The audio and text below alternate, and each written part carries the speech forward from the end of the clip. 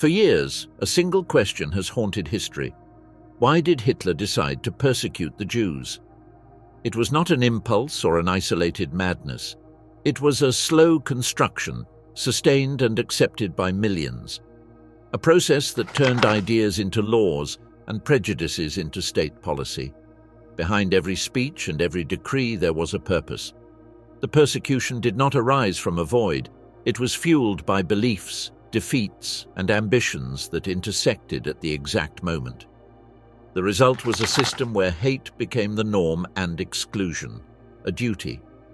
What led you to single out an entire village as the enemy? How did a whole society participate in that project? At what point did justification outweigh conscience? The origin at the border, Austria and the early years of Hitler. Adolf Hitler was born on the 20th of April of 1889 in Braunau am Inn, a small Austrian town located next to the river that marks the border with Bavaria. The family held a modest position within the administrative apparatus of the Austro Hungarian Empire. His father, Alois Hitler, was a customs official, a stable position that required discipline and obedience, while his mother, Clara Pölzl, represented the traditional domestic model of the imperial provinces. The union had required ecclesiastical dispensation due to a close kinship, which shows the persistence of endogamous family structures in rural Austria at the end of the 19th century. The domestic environment combined authority and affection. Alois imposed the discipline of an official accustomed to hierarchy, while Clara compensated for that rigidity with constant protection towards her children. The relationship between them created a home where order was a norm and affection a refuge. Adolf grew up under that contrast. Later accounts, preserved in school and parish archives, agree in describing a smart, stubborn child unwilling to submit to authority. The initial education proceeded without serious interruptions, but living with an authoritarian father marked the family dynamics. The continuous relocations reflected the mobility of the state employees of the empire. The family resided in Passau for several years, which allowed the child to become familiar with the Bavarian language and idioms. This linguistic assimilation would be decisive later for his identification with German culture. In 1897 they returned to Austria and settled in Leonding, near Linz. The father had retired and hoped to maintain domestic order with the same rigidity of the imperial service. However, the lack of occupation and Alois's confrontational nature created tensions that affected the stability of the home. School records show uneven academic performance. In the early years, he achieved outstanding grades in drawing and handwriting, but his performance declined upon entering secondary education. The confrontation with the paternal figure coincided with the stage when he had to define his professional future. Alois insisted that he pursue an administrative career. The son expressed his desire to dedicate himself to the arts. The opposition between discipline and vocation led to a progressive abandonment of studies. At the Realschule in Linz, teachers' reports described him as undisciplined and uncooperative. The death of the father, which occurred in January of 1903, altered the family structure but did not improve his academic situation. Adolf continued his studies in Steyr, where he repeated a year and left school without a diploma. His mother maintained the household economy thanks to the state pension, sufficient to ensure subsistence but insufficient to support greater aspirations.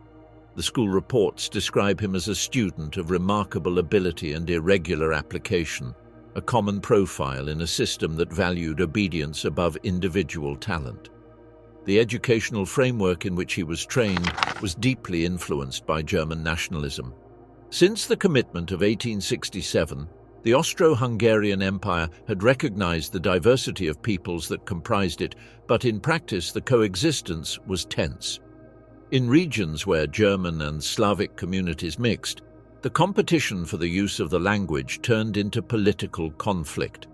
In the classrooms, manuals extolled the Prussian unification wars and the figure of Otto von Bismarck. The German identity was presented as a bearer of culture and order in contrast to the ethnic fragmentation of the empire. Upper Austria, a rural and Catholic region, maintained a strong pro-German orientation.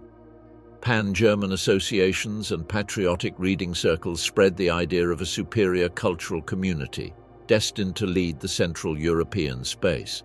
In that context, the young Hitler absorbed the nationalist discourse not as a political doctrine, but as a cultural conviction. Public education reinforced the value of hierarchy and duty. Anyone who challenged the teacher or showed independence of thought was marginalized. His rejection of the school system was consolidated in that environment where obedience was a sign of virtue. After the death of the father, domestic life revolved around the illness of Clara Pölzl, diagnosed with cancer in 1906.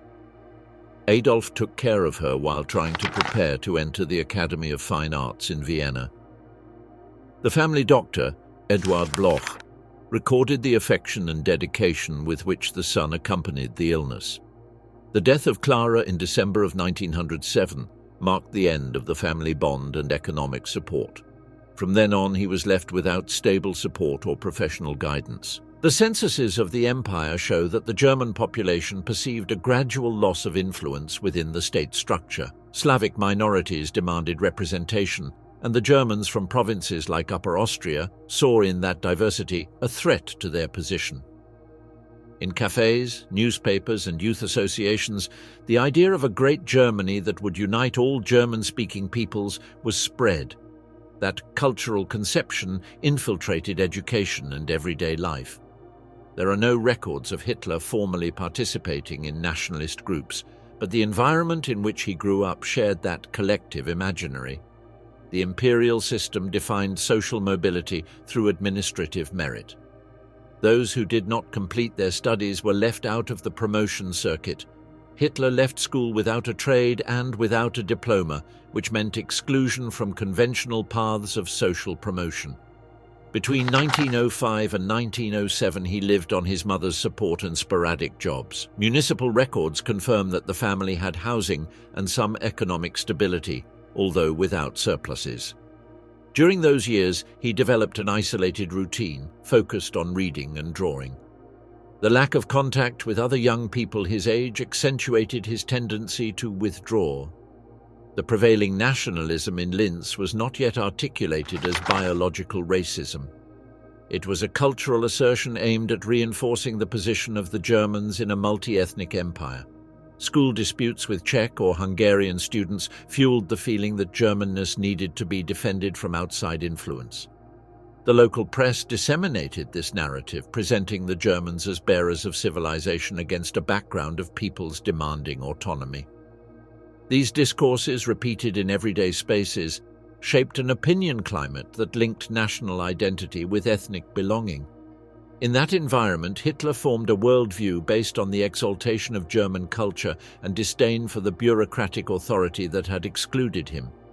The contradiction between his artistic aspiration and the demands of the imperial system led him to define his own worth outside of the institutions.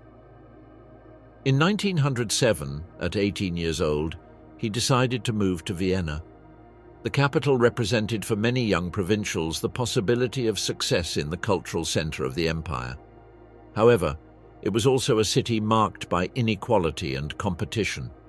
That move would mark the beginning of a new stage in which the ideas assimilated during his provincial adolescence would begin to take political shape. A city of resentment, Vienna, and the birth of modern hatred.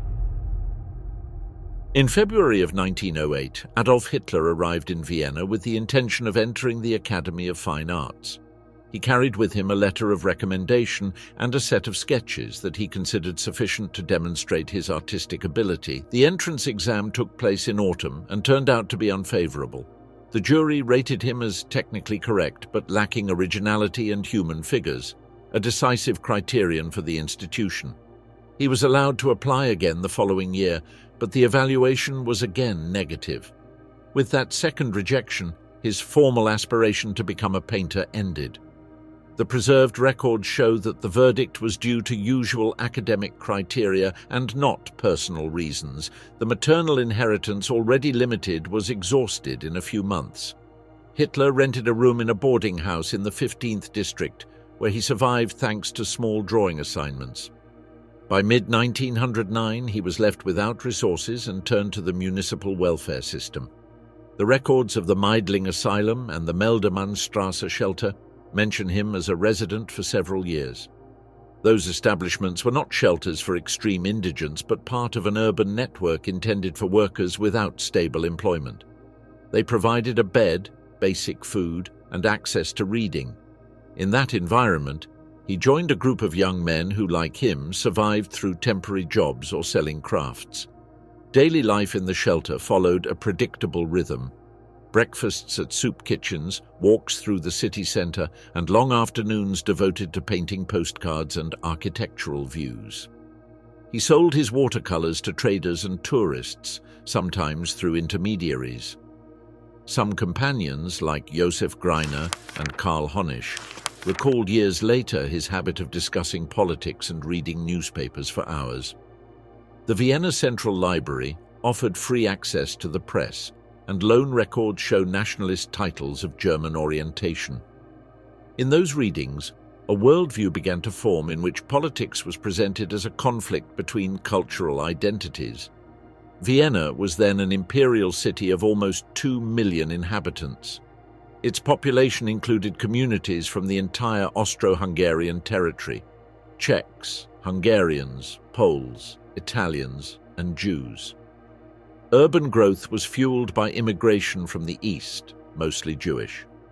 According to the census of 1910, they represented 1/10 of the population, concentrated in certain districts and professions. Coexistence between groups was tense, and newspapers turned cultural differences into a constant topic of debate.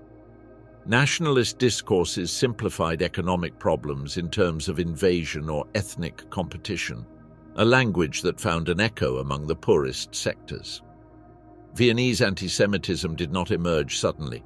Since the late 19th century, it had been a structural component of urban politics. Mayor Karl Lueger, leader of the Christian Social Party, had consolidated his power by appealing to popular Catholic sentiment and resentment against financial elites, often identified as Jewish. His anti-Semitism was political rather than racial. He used it as an instrument of cohesion among German Christian voters. In his speeches, he defended the idea of a city that should preserve its national and religious character. He did not promote violence, but he legitimized the symbolic exclusion of those he considered strangers. This model of discourse influenced the general political climate and served as a reference for those seeking to mobilize the masses. Hitler attended rallies and observed the effectiveness of Lueger's oratory. He did not participate actively, but he understood the power of words as a means of influence.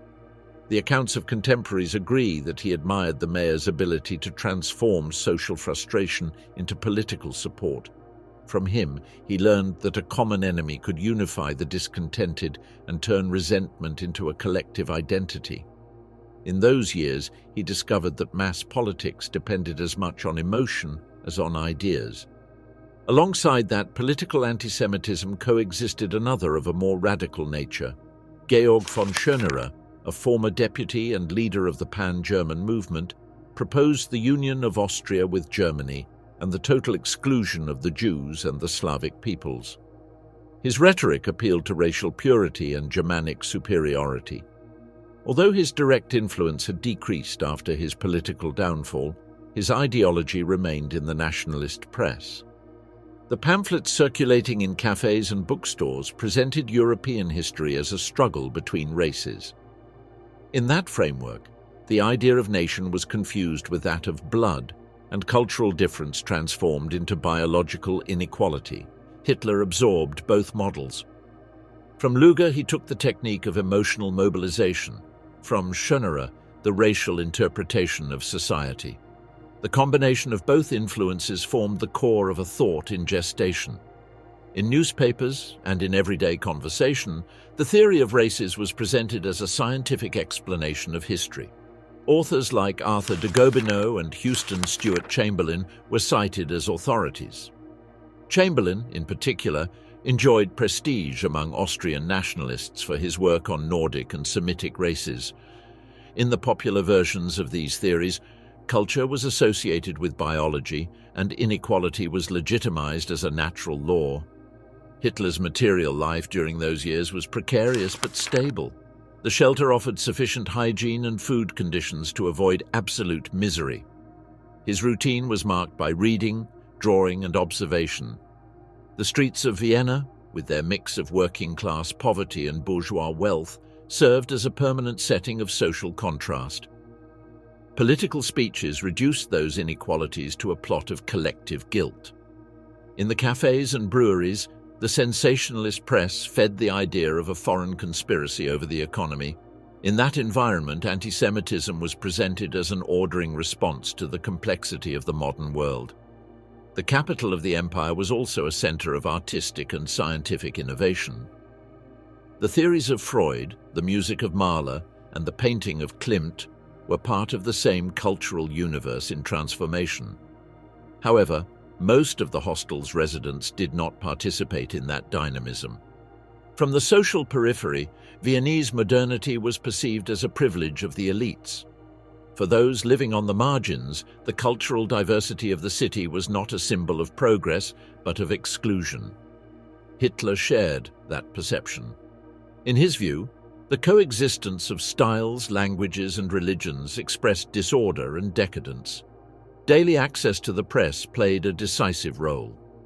In the publications that were consulted, news was combined with ideological pamphlets. The language was simple and repetitive: exaltation of the nation, denunciation of the internal enemy, appeal to moral purity. This constant exposure to a monotone discourse consolidated a closed view of reality. Poverty, frustration, and personal failure were reinterpreted within a collective narrative. What had been individual lack was transformed into proof of the system's corruption. Around 1911, his situation improved slightly thanks to the regular sale of watercolors and postcards. He rented a small shared space and received commissions for architectural views. That contact with monumental buildings reinforced his admiration for historical grandeur. The neoclassical facades of the parliament, the museums, and the Ringstrasse represented for him an aesthetic order that he associated with Germanic stability.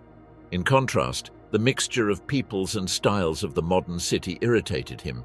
Vienna, symbol of the multinational monarchy, embodied in his eyes the loss of homogeneity that he attributed to the decline of the empire.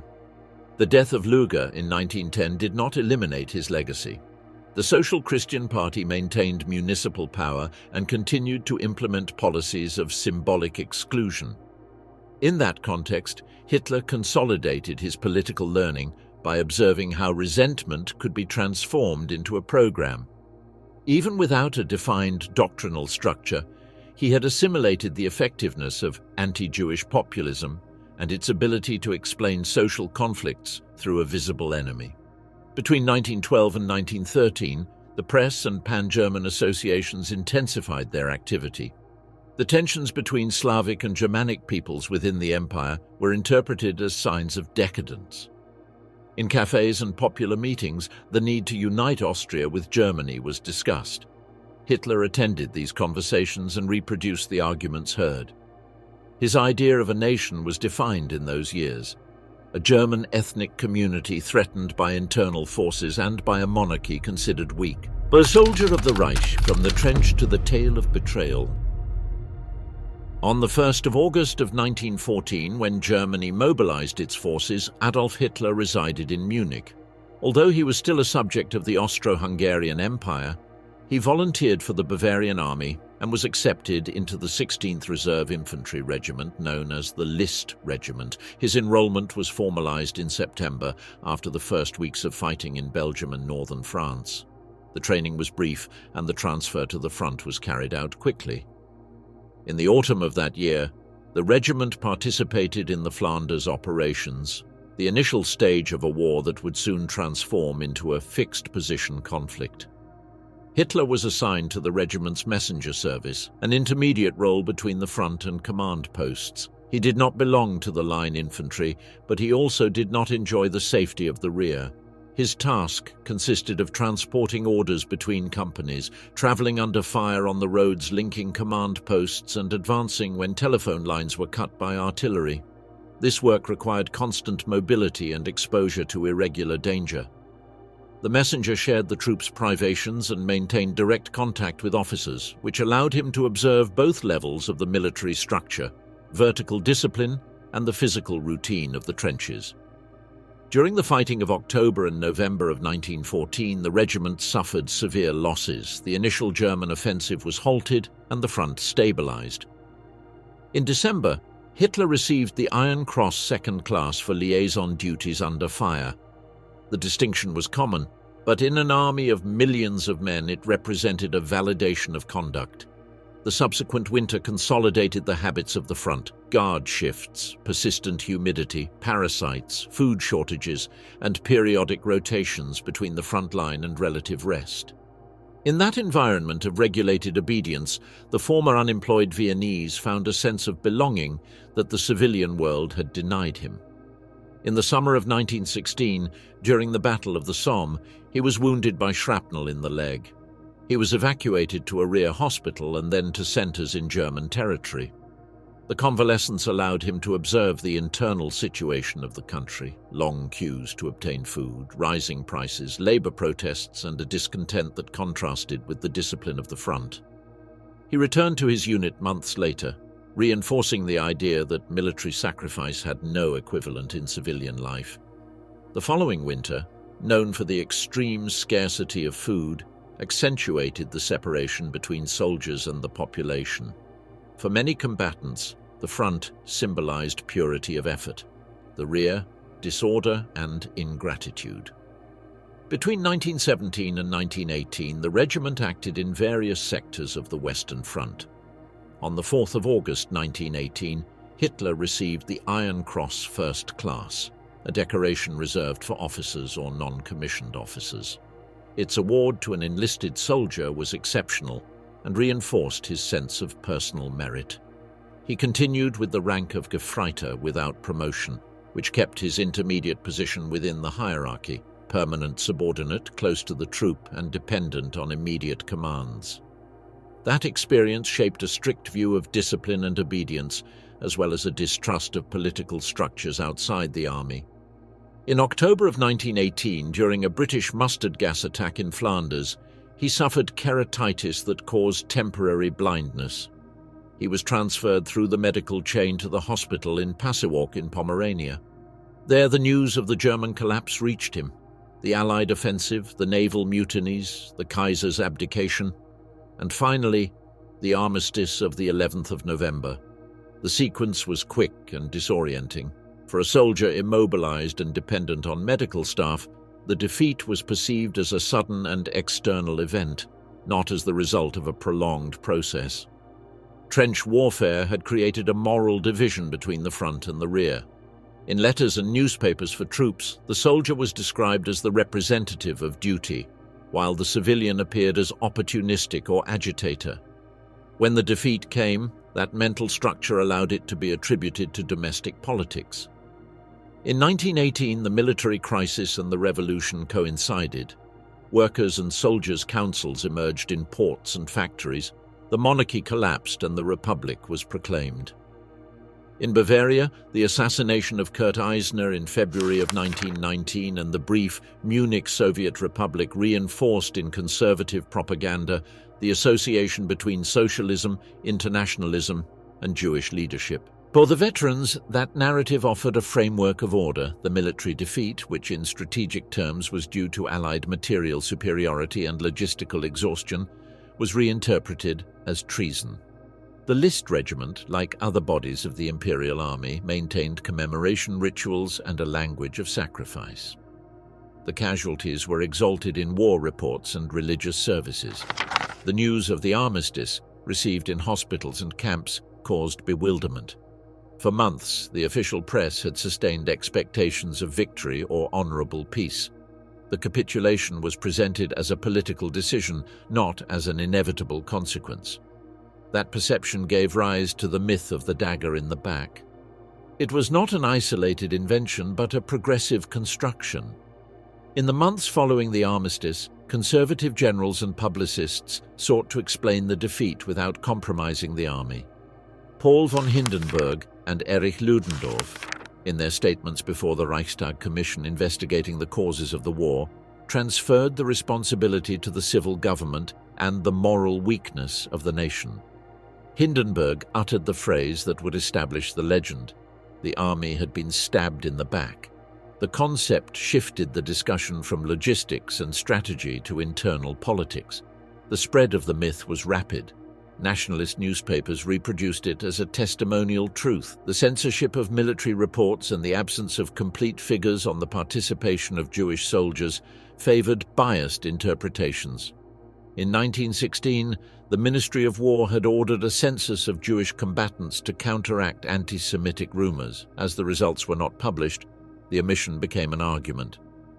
In the subsequent years, propaganda identified socialist leaders of Jewish origin as proof of an internal conspiracy. The coincidence of visible surnames in politics and the press served to reinforce that version. In the trenches and hospitals, bulletins for troops had spread moralizing language during the war. The surrender of 1918 allowed it to be reinterpreted. The average soldier lacked strategic information. His understanding was based on rumors, headlines, and official statements.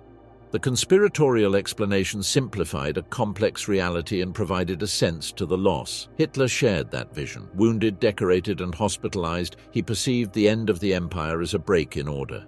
The discipline he had learned in the regiment projected onto his perception of the civilian world. Where hierarchy was lacking, he saw decadence. Where there was protest, he saw betrayal.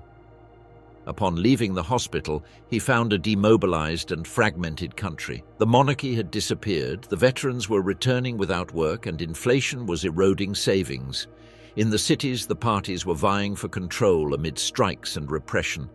In Bavaria, the Freikorps, formed by former soldiers, fought leftist revolts and restored order through summary executions. Those paramilitary formations mixed patriotism and revenge. In their language, Marxist and Jew were used as equivalent terms. The simplification facilitated the creation of an abstract enemy that simultaneously explained the military defeat, the economic crisis, and the political instability. Subsequent historical studies showed that the German defeat was militarily inevitable after the failure of the Spring Offensive and the entry of the United States. However, that technical reading did not prevail in the collective memory. The heroic version of the betrayed soldier was more persuasive to a humiliated society. The Parliamentary Commission of 1919 to 1920, by not categorically refuting the myth, helped consolidate it. Hindenburg and Ludendorff retained prestige, and their interpretation spread as an authorized testimony. Republic in crisis, the birth of the German National Socialist Party. In the summer of 1919, Germany was a disjointed country. The empire had collapsed, and the Weimar Republic was trying to assert itself amidst inflation, demobilization, and violence. The Freikorps, formed by veterans, fought revolutionary labor groups in the main cities. The Reichswehr, the army reduced by the Treaty of Versailles, retained operational power without ideological cohesion. In Bavaria, the authority of the central government was weak, and military, nationalist, and socialist forces coexisted. In that context, Adolf Hitler, 30 years old, remained as an auxiliary soldier in Munich. He had not been discharged and depended on the army for accommodation and rations. The Bavarian Reichswehr used ex-combatants with communication skills in political education courses, aimed at counteracting Bolshevik influence and reinforcing institutional loyalty. Captain Karl Mayer, head of the information department of the Munich Instruction Group, organized lectures on the Marxist threat and the future of Germany. Hitler first attended as a student and later as a lecturer. Mayer's reports and those of his instructors highlight his ability to improvise and maintain attention. It was there that he first developed an articulated political speech with logical structure and a defined enemy. The oldest document that contains his ideas is the Gemlich Memorandum, dated the 16th of September 1919. He drafted it at the request of the Information Department in response to an inquiry about the Jewish question. It distinguishes between an emotional anti-Semitism, which leads to disorder, and a rational one aimed at legal exclusion. It defines Jews as a separate race and people, and considers their influence as disintegrating for the state. It proposes to deny them citizenship and exclude them from public life. The text uses administrative language and presents anti-Semitism as rational defense. This document constitutes his first coherent political text and anticipates the axes of his future doctrine. The memorandum reflects the influence of the racial and pseudoscientific theories of the time. In Germany, works by Houston Stewart Chamberlain, Arthur Dinter, and Theodor Fritsch circulated, which linked biology, religion, and culture. In the markets of Munich, pamphlets from the German Anti-Semitic League and copies of the Protocols of the Elders of Zion, a Tsarist forgery published in German that same year, were sold. Hitler absorbed this ideological framework as he considered it a rational justification for his worldview. In September of 1919, he attended, by order of Mayer, a meeting of the German Workers' Party, a small group founded by Anton Drexler and Karl Harrer. Its program combined nationalism, anti-Marxism, and criticism of financial capital. The meeting at the Sternecker Bräu brewery gathered a few militants. Hitler spoke out against a separatist attendee, and his oratory impressed Drexler, who proposed that he join. He enrolled on the 19th of September as member number 55. From then on, he actively participated in its propaganda.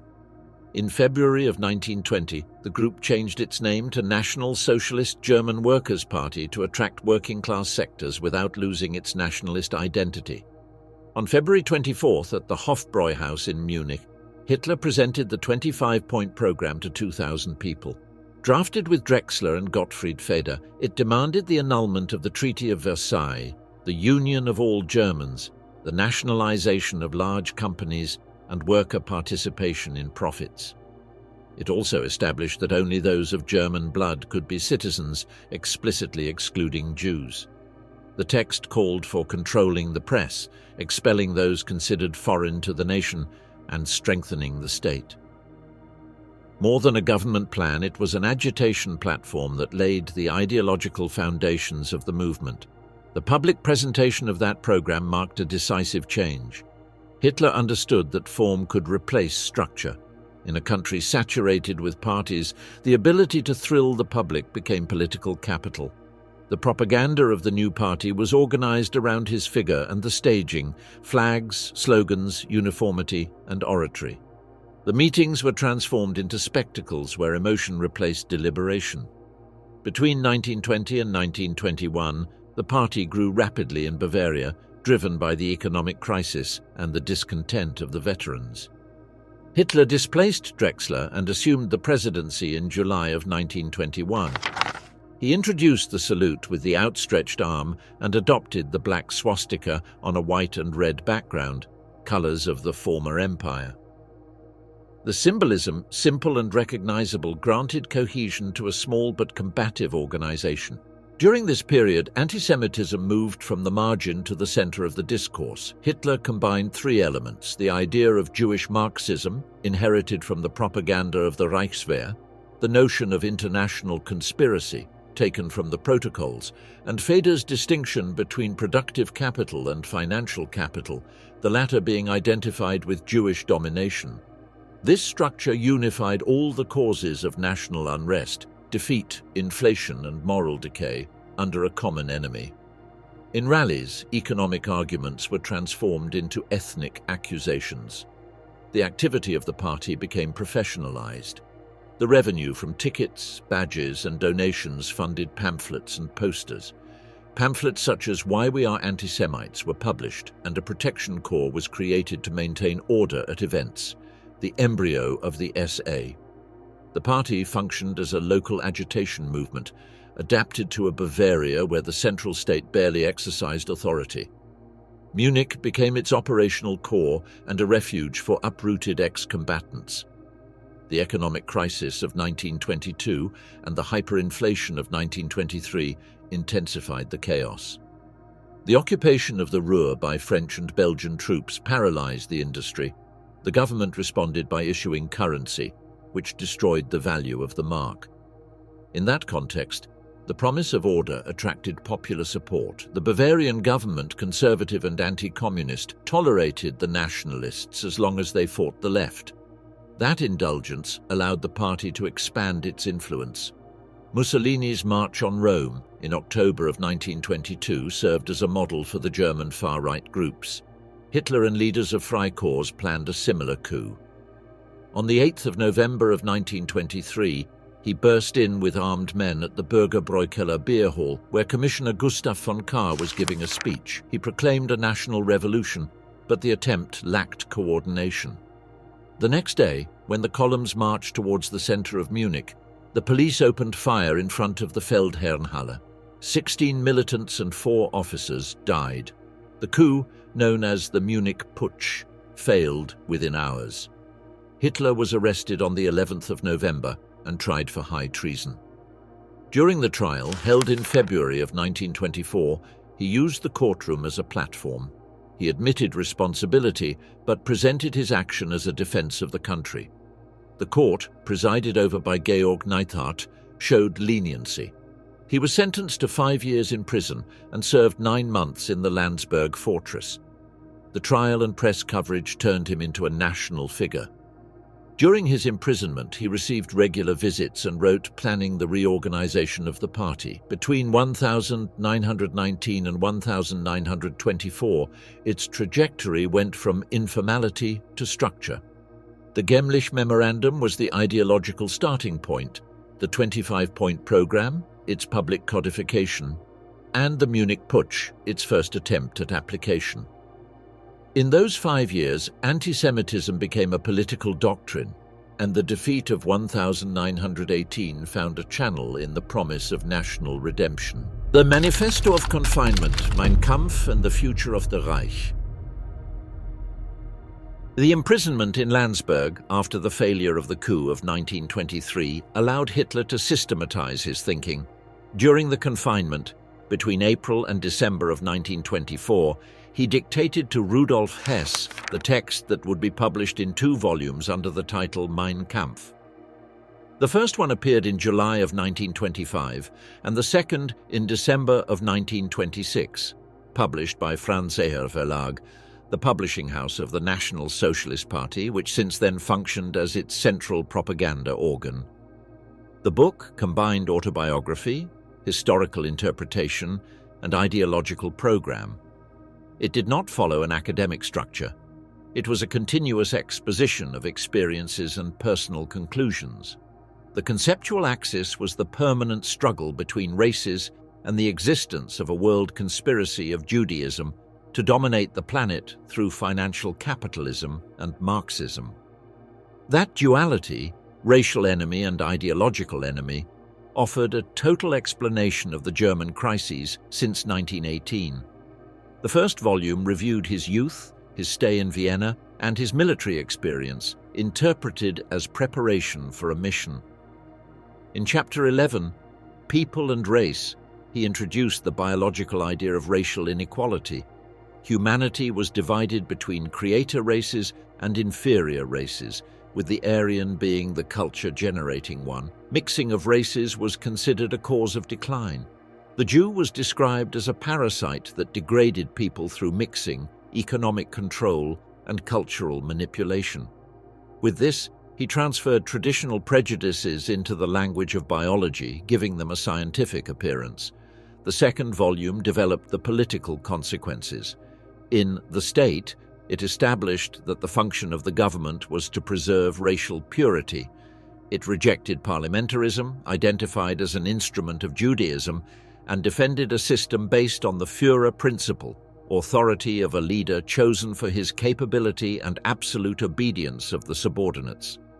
In Domestic Politics, it associated Marxism, democracy, and Judaism as expressions of the same corrosive power. In Foreign Policy, it proposed the conquest of living space towards the East, considering expansion over the Slavic peoples as legitimate. The book was not a plan of government, but a total doctrine. It replaced political reasoning with a language of destiny and struggle. Violence appeared as a natural mechanism of history. The self-defense of the German people against the Jewish enemy became a moral obligation. Anti-Semitism ceased to be an opinion and transformed into a principle of action. The first editions had little circulation. In 1925, 9,000 copies were printed. In 1926, a little more than 6,000. Its dense and confusing style limited the reading. The liberal press described it as a demagogic work, and the right considered it excessive. Within the Nazi movement, however, it became a reference text. It was distributed among militants and read at local meetings. In 1927, the cumulative print run exceeded 20,000 copies, and the publisher began to promote it as a political training manual. Starting from 1928, Mein Kampf acquired new relevance thanks to Joseph Goebbels, head of party propaganda. He understood that the book could be better disseminated through summaries, lectures, and articles. In the newspapers, Völkischer Beobachter and Der Angriff, simplified excerpts were published that translated the book's theses into an emotional and accessible language. The propaganda eliminated biological terms and emphasized the ideas of internal betrayal, international jury, and national reconstruction. The electoral growth of the party between 1928 and 1932 was partly due to that transformation of doctrinal discourse into popular message. In the elections of 1928, the Nazis obtained 2.6% of the votes. In September of 1930, in the midst of the global economic crisis, they reached 18.3%. Unemployment, recession, and the discrediting of traditional parties generated receptivity. The ideas of the book, reduced to brief slogans, penetrated broad sectors. One nation, one people, one leader, the enemy is within. Propaganda used all available means: press, posters, rallies, and, since 1931, radio broadcasts. The image of Hitler as a providential Führer was supported by the narrative of Mein Kampf, the man who, after defeat and imprisonment, understood the meaning of history and offered guidance. That political biography made anti-Semitism part of a national epic.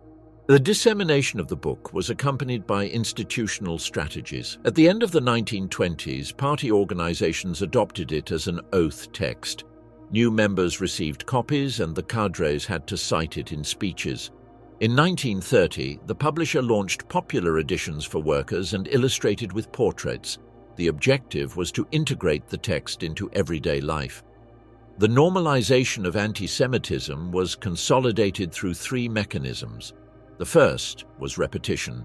The Nazi press reiterated news every day linking financial or cultural scandals with supposed Jewish influence. The second, trivialization. Anti-Semitism was incorporated into graphic humor and common conversation. The third, pseudo-scientific conferences and articles presented racial theories as biological facts, citing Günther and Lentz. Goebbels coordinated a centralized propaganda apparatus. Each district had to organize parades and publications. The style of Mein Kampf became a rhetorical model, language of struggle, identification of the enemy, and promise of rebirth. The speakers learned to alternate between doctrinal tone and emotional appeals. The rallies combined ritual and spectacle. In them, the theses of the book were reduced to binary oppositions: people versus parasite, purity against mixture, work against usury. The organization of the party facilitated that expansion. The essay offered belonging and uniformity to thousands of unemployed, creating an image of order in the face of political chaos. The propaganda exploited that appearance of discipline. In the speeches, Hitler adapted fragments of the book to the situation. The struggle for existence of 1925 became the struggle for bread in 1930. Anti-Semitism was presented as a policy of national survival. The religious component was integrated into that narrative. In Mein Kampf, Hitler had reinterpreted providence as a natural force guiding superior peoples. The defense of the Aryan race appeared as a divine mandate. Propaganda transformed that notion into semi-religious rhetoric. The German people had to purify themselves to fulfill their destiny. Exclusion. became a moral duty. Between 1925 and 1932, more than 250,000 copies were printed. In some states, it was given as a gift at weddings and distributed in schools. The book went from marginal to a symbol of respectable adherence. In Depression-era Germany, owning Mein Kampf was equivalent to patriotism. The foreign press, by denouncing its content, amplified its fame. The alarming quotes reproduced in British and French newspapers were interpreted in Germany as proof of international hostility. The figure of Hitler gained public projection. Interviews and photographs reinforced the image of the soldier who had survived to redeem his people. During the Great Depression, the party merged anti-Semitism and anti-communism. The propaganda identified the financial collapse with an international conspiracy and presented the communists as its internal arm. That synthesis, already exposed in Mein Kampf, allowed the party to present itself as an alternative to economic ruin and political chaos. Between 1926 and 1928, the party suffered divisions and electoral setbacks. But the propaganda apparatus remained. The municipal and regional campaigns accustomed the electorate to its language. Anti-Semitism, previously marginal, became part of the ordinary political discourse. In 1931, summarized editions were published for militants and collective readings were organized. In 1932, the year of the presidential elections, Mein Kampf symbolized the doctrinal unity of the movement. Its reading remained a minority, but its ideas were dissolved in thousands of pamphlets and slogans. The notions formulated in Landsberg had transformed into emotional consensus. Racial struggle, the Jewish conspiracy, and national self-defense had become supposed evidence.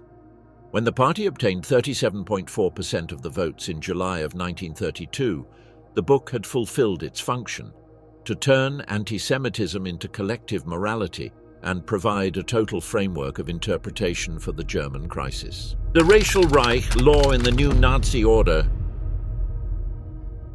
The rise of Adolf Hitler to power on the 30th of January of 1933 transformed partisan anti-Semitism into state policy. The process was not immediate, but it was consolidated through a legal and administrative framework aimed at excluding Jews from German life. The institutional reorganization was based on the principle of Gleichschaltung, or total coordination, which subordinated all structures to the control of the National Socialist Party. Anti-Semitism stopped being a propaganda tool and came to define the social order. In the initial weeks, the government acted through emergency decrees. The Reichstag fire, on the 27th of February, served as a pretext to suspend freedoms and grant extraordinary powers to the police. Although the text did not mention Jews, the political repression directly affected their economic and professional spaces. The first explicit measure was the law for the restoration of the professional civil service from the 7th of April of 1933, which excluded non-Aryans from public administration. Thousands of teachers, judges, doctors and officials were dismissed, with exceptions limited to war veterans or employees from before 1914. On the 1st of April 1933, the regime organized a national boycott against Jewish businesses. Led by Joseph Goebbels, it was presented as a defensive action of the German people. The SA placed pickets in front of shops with signs that said, "German, defend yourself, do not buy from the Jew." Although the participation was uneven, it marked the first demonstration of open state violence. In the following months, universities, the press and liberal professions applied exclusionary rules. The Gleichschaltung extended political control to unions, associations, and media. Every organization had to align with the party. In education, the law of the 25th of April of 1933 limited the number of Jewish students to 1.5%. In the press, the law of the 4th of October prohibited non-Aryan editors. Anti-Semitism was institutionalized through legal language and racial criteria. The category of Jew ceased to be confessional to become biological. In 1935, the Nuremberg laws formalized that definition. The Reich citizenship law restricted political rights to those who had German or related blood. Jews became subjects without citizenship. The law for the protection of German blood and honor prohibited marriages and relationships between Jews and Aryans, as well as the domestic employment of young German women by Jewish families.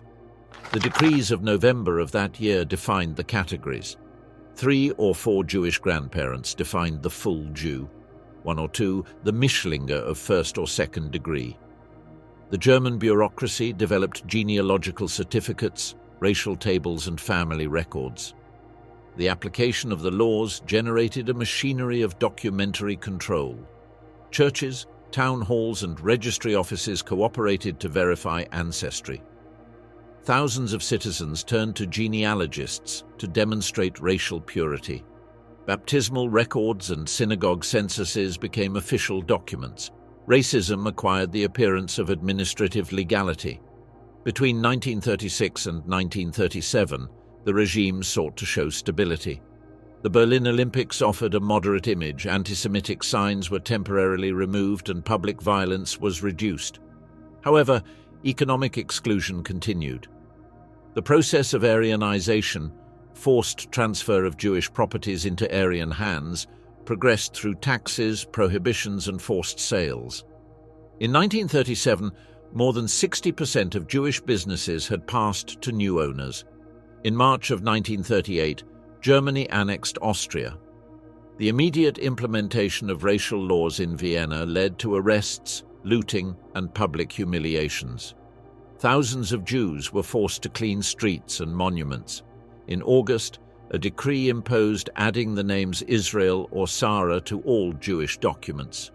In November, the assassination of the German diplomat Ernst vom Rath in Paris was used as a pretext for a coordinated act of violence. During the night from the 9th to the 10th of November, the Kristallnacht, the Night of Broken Glass, took place. Troops of the SA, SS, and Hitler Youth destroyed synagogues, businesses, and homes throughout Germany and Austria. More than 1,000 synagogues were set on fire, and about 30,000 people were arrested, temporarily sent to concentration camps like Dachau and Buchenwald. The police were ordered not to intervene except to prevent damage to Aryan property. The Kristallnacht marked the transition from legal discrimination to physical persecution. After the pogroms, the regime promoted forced emigration. International restrictions and limited visas meant that the majority could not leave. The Central Office for Jewish Emigration, led by Reinhard Heydrich, centralized applications and confiscated assets before authorizing departures. Emigration became a process of legal plunder. In 1939, the invasion of Poland expanded the scope of the racial policy. The territory was divided. The West was incorporated into the Reich, and the rest formed the general government under Hans Frank. From the start, segregation measures were applied. Ghettos were created in major cities. The one in Łódź was established in April of 1940, the one in Warsaw in October. Jews had to wear armbands with the Star of David and surrender properties. The Judenrat, Jewish councils imposed by the authorities, administered rations and forced labor. The initial objective was not extermination, but rather concentration and labor exploitation. The conditions, overcrowding, hunger, and epidemics, led to massive mortality. At the same time, the SS experimented with collective shootings and deportations. The existing concentration camps were expanded with subcamps in Poland. In 1940, after the defeat of France, plans emerged for mass deportations. The most well-known was the Madagascar Plan, which proposed relocating 4 million Jews to the French colony of the same name under SS control. The project, proposed by the Ministry of Foreign Affairs, aimed for a territorial solution through forced exile. The lack of means and British control of the sea made it unfeasible, and it was abandoned that same year. Between 1940 and 1941, the Reich consolidated the coordination between civil ministries and police agencies. The Central Security Office, led by Heydrich, unified population registers and oversaw internal deportations. The Jews were concentrated in common housing, stripped of possessions, and excluded from transport, libraries, cinemas, and parks. The segregation reached all aspects of daily life. The invasion of the Soviet Union in June of 1941 represented a turning point. Previous orders instructed the troops to act with maximum severity against racial and political enemies. The Kommissarbefehl authorized summary executions. In that context, state anti-Semitism, until then focused on exclusion and confinement, transformed into physical elimination. The Einsatzgruppen, mobile security units, accompanied the army with orders to shoot commissars, intellectuals, and entire Jewish communities. Between 1933 and 1941, anti-Semitism evolved from administrative marginalization to systematic persecution. The Nuremberg laws established its legal basis. The Kristallnacht normalized the violence. The war extended the scale. The civil, military, and police institutions integrated into a unified network of repression. Exclusion ceased to be a political instrument and became a means of social reorganization under a fully consolidated racist state.